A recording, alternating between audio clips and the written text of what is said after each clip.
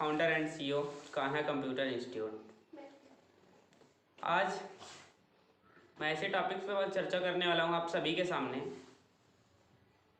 कि जैसे आप कुछ भी खरीदने जाते हैं मार्केट में, आप अगर 2 रुपए की पेन भी खरीदते हैं, 2 रुपए की पेन भी अगर आप खरीदते हैं तो उसको चेक करके खरीदते हैं। Yes sir. यस और नो? Yes sir.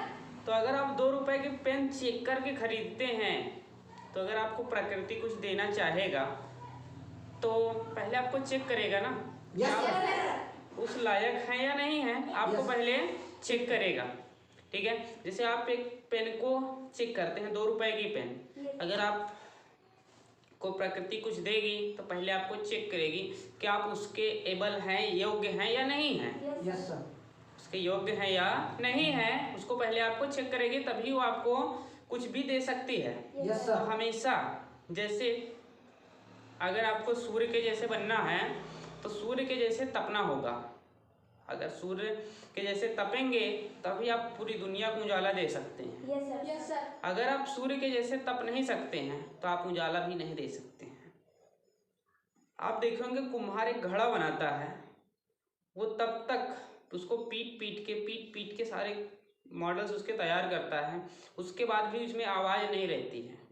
लेकिन जब उसको आग में बिल्कुल पका देता है पूरे तरीके से, बहती हुई आग में एकदम लाल अंगारे के साथ, तो उसको अगर आप थोड़ा सा आवाज़ करते हैं ना तो उसमें से आवाज़ आती है। Yes sir. इसी तरीके से हमें भी तपना होगा। Yes sir. अगर हम तपते नहीं हैं तो आगे नहीं बढ़ सकते हैं। परेशानी आपके सामने आएगी।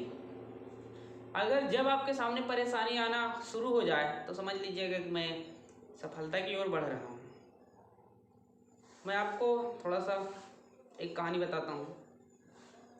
सचिन तेंदुलकर जो क्रिकेट के भगवान माने जाते हैं, उनके साथ एक टाइम आया, उनकी एक ऐसी स्थिति आई जिसके माध्यम से वो वहाँ पर स्टेडियम में उनको खेलने के लिए भी सभी लोग इंतज़ार कर रहे थे, और यहाँ पर उनके घर पर उनके पिताजी का देहांत हो गया।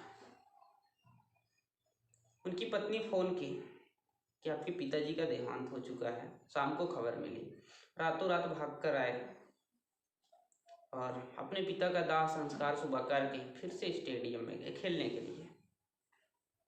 इतनी मुसीबत होने के बाद भी अपनी बूढ़ी माँ को रोते हुए छोड़ दिए, और छोड़ने के बाद गए स्टेडियम में। जिस समय उन्होंने स्टेडियम में वो पहुँचे, उस समय पूरा स्टेडियम खड़े होकर सम्मान किया। यहाँ तक कि अपोजिट पार्टी जिससे खेल रहे थे वो भी सम्मान किया। तो जब आपको प्रकृति कुछ देगा तो पहले आपको कोड़े पड़ेंगे, मतलब दर्द सहना पड़ेगा अगर आगे बढ़ना है तो। अगर आप दर्द नहीं सहते हैं, ऐसो आराम चाहते हैं, तो आप कभी भी आगे नहीं बढ़ सकते हैं। उसके लिए आपको सब कुछ दांव पर लगाना पड़ सकता है।